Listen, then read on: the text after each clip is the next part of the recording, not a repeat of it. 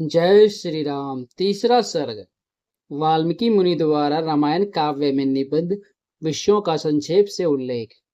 नारद जी के मुख से धर्म, अर्थ एवं काम रूपी फल से युक्त हितकर, मोक्षदायक तथा प्रकट और गुप्त संपूर्ण रामचरित्र को जब रामायण महाकाव्य की प्रधान कथा वस्तु था, सुनकर महर्षि वाल्मीकि जी बुद्धिमान श्री राम के उस जीवन व्रत का पुनः भली भांति साक्षात्कार करने के लिए प्रयत्न करने लगे। वे पूर्वाग्रह कुशों के आसन पर बैठ गए और विधिवत आचमन करके हाथ जोड़े हुए स्थिर भाव से स्थित हो योग, धर्म, समाधि के द्वारा श्री राम आदि के चरित्रों का अनुसंधान करने लगे। श्री राम, लक्ष्मण, सीता तथा राज्य और रानियों सहित राजा दशरथ से संबंध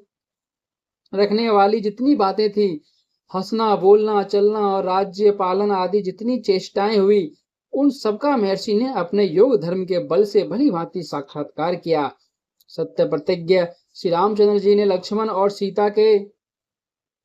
साथ वन में विचरते समय जो जो लीलाएं की थी, वे सब उनकी दृष्टि में आ गई। योग का आश्रय लेकर उन धर्मात्मा महर्षि ने पूर्व काल में जो जो घटनाएं घटित हुई थी, उन सबको वहां हाथ पर रखे हुए आंवले की तरह प्रत्यक्ष देखा। सबके मन को प्रिय लगने वाले भगवान श्री राम के संपूर्ण चरित्रों का योग, धर्म, समाधि के द्वारा यथार्थ रूप से निरीक्षण करके महाबुद्धिमान महर्षि वाल्मीकि ने उन सब को महाकाव्य का रूप देने की चेष्टा की। महात्मा नारद जी ने पहले जैसा वर्णन किया था, उसी के क्रम से भगवान वाल्मीकि मुनि के ने रघुवंशी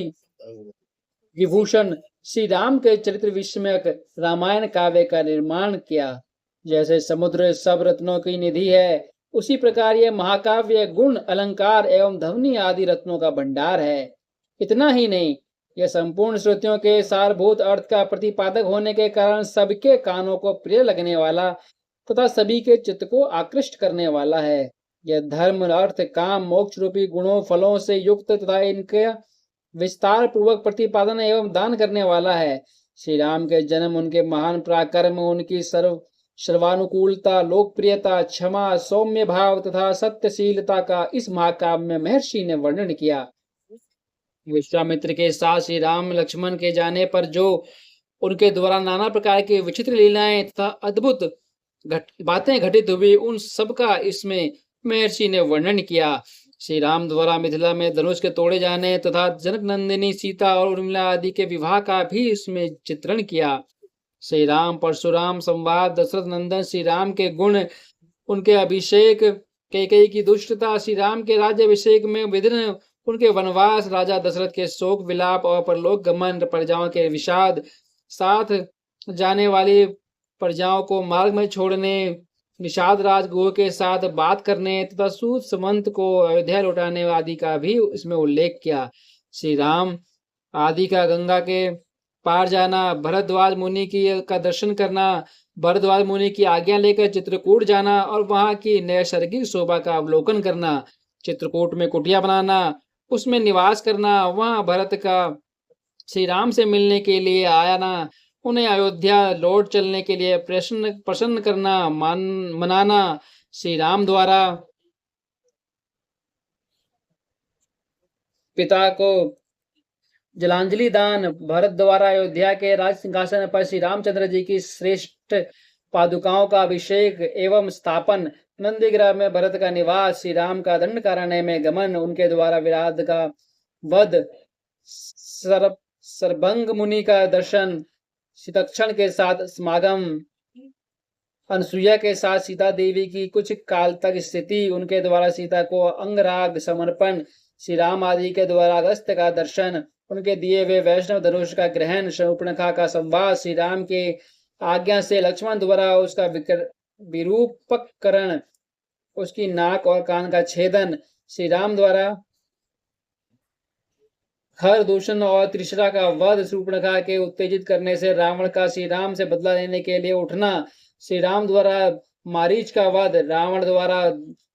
विदेह नंदिनी सीता का हरण, सीता के लिए श्री रघुनाथ जी का विलाप, रावण द्वारा गिरिराज जटायु का वध, श्री राम और लक्ष्मण की संबंध से भेंट, उनके द्वारा पंपा सरोवर का अवलोकन, श्री राम का सबरी से मिलना और उसके दिए हुए फल मूल को ग्रहण करना,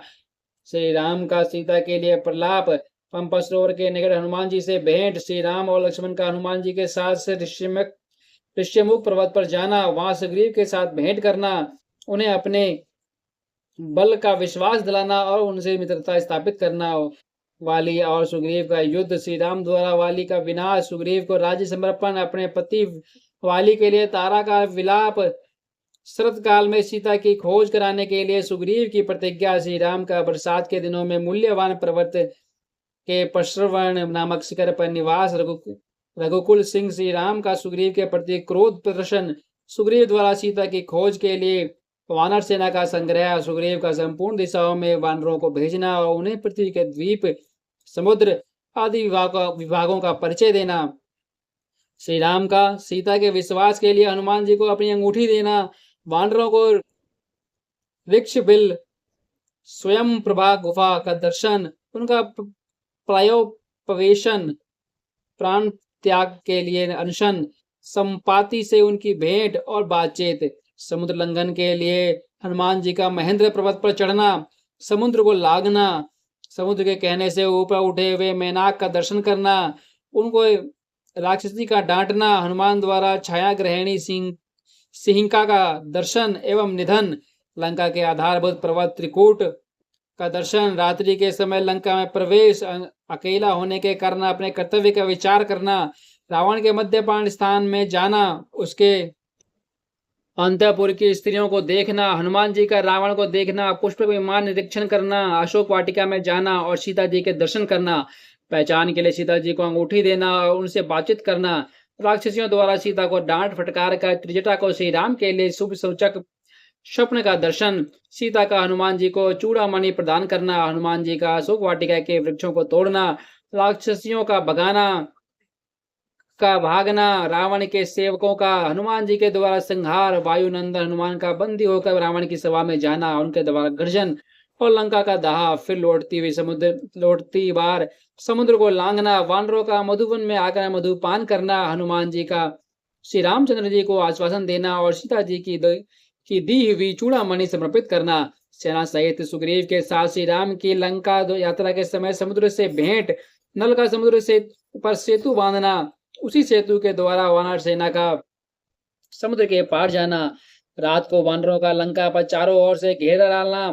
विभीषण के साथ श्री राम का मैत्री संबंध होना, विभीषण का श्री राम को रावण के वध का उपाय बताना, कुंभकर्ण का निधन, मेघनाथ का वध, रावण का विनाश, सीता की प्राप्ति, शत्रु नगरी लंका में विभीषण का अभिषेक, श्री राम द्वारा पुष्पक विमान का अवलोकन, उसके द्वारा दल बल सहित उनका अयोध्या के साथ लिए प्रस्थान, श्री राम का भारद्वाज मुनि से मिलना, वायुपुत्र हनुमान को दूत बनाकर भरत के पास भेजना तथा अयोध्या में आकर भरत से मिलना, श्री राम के राज्याभिषेक का उत्सव, फिर श्री राम का सारी वानर सेना को विदा करना, अपने राष्ट्र की प्रजा को प्रसन्न रखना तथा उनकी प्रसन्नता के लिए ही वे विधेय नंदिनी सीता को वन में त्याग देना, इत्यादि वृत्तांतों को एवं इस प्रकार इस पृथ्वी पर श्री राम का जो कुछ भविष्य चरित्र था उसको भी भगवान वाल्मीकि मुनि ने अपने उत्कृष्ट महाकाव्य में अंकित किया। इस प्रकार श्री वाल्मीकि निर्मित अर्ष रामायण आदि काव्य के बालकांड में तीसरा सर्ग पूरा हुआ। जय श्री राम।